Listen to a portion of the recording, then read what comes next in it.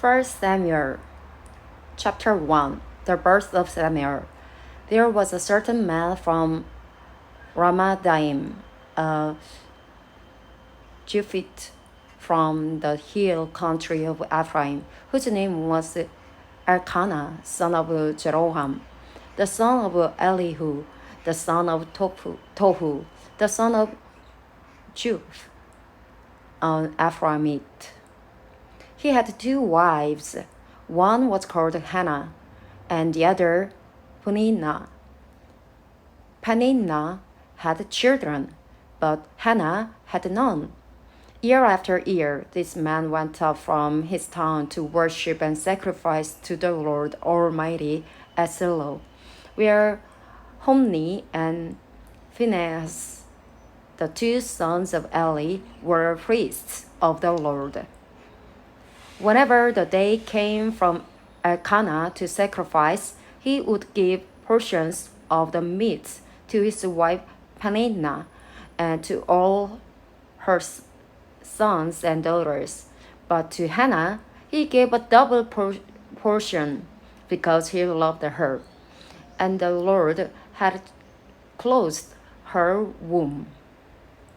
Because the Lord had closed Hannah's womb, her rival kept provoking her in order to inherit her. This went on year after year. Whenever Hannah went up to the house of the Lord, her rival provoked her till she wept and would not eat. Her husband Elkanah would say to her, "Hannah, why are you weeping? Why don't you eat? Why are you downhearted? Don't I mean more to you than 10 sons?" Once when they had finished eating and drinking in Shiloh, Hannah stood up. Now Eli the priest was sitting on her chair by the doorpost of the Lord's house.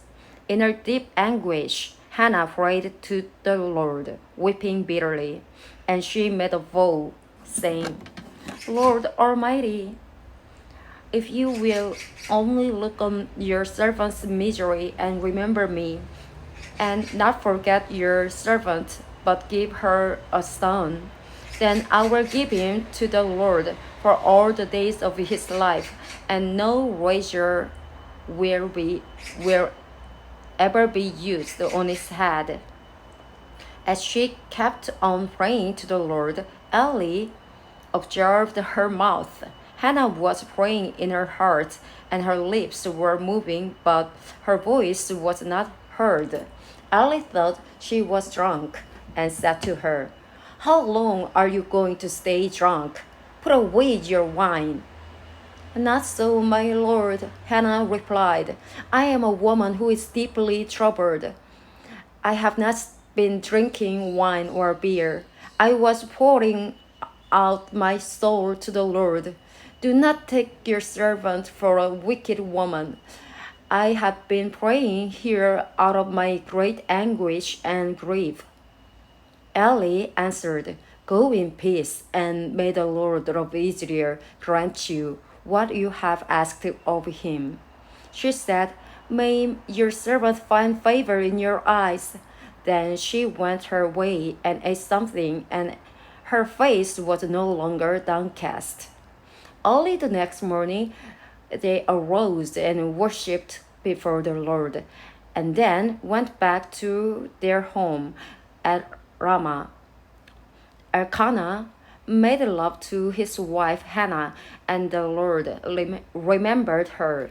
So, in the course of time, Hannah became pregnant and gave birth to a son. She named him Samuel, saying, "Because I asked the Lord for him." Hannah dedicates Samuel. When her husband Elkanah went up with all his family to offer the annual sacrifice to the Lord and fulfill his vow, Hannah did not go. She said to her husband, "After the boy is weaned, I will take him and present him before the Lord, and he will live there always. Do what seems best to you. Her husband Elkanah told her, stay here until you have weaned him. Only way, only may the Lord make good his word. So the woman stayed at home and nursed her son until she had weaned him.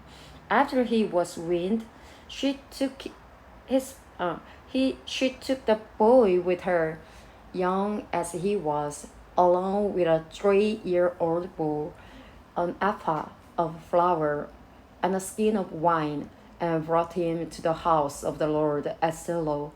When the bull had been sacrificed, they brought the boy to Eli, and she said to him, pardon me, my lord, as surely as you live, I am the woman who stood here beside you praying to the Lord. I prayed for this child, and the Lord has granted me what I asked of him.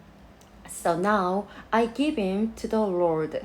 For his whole life he will be given over to the Lord. And he worshipped the Lord there.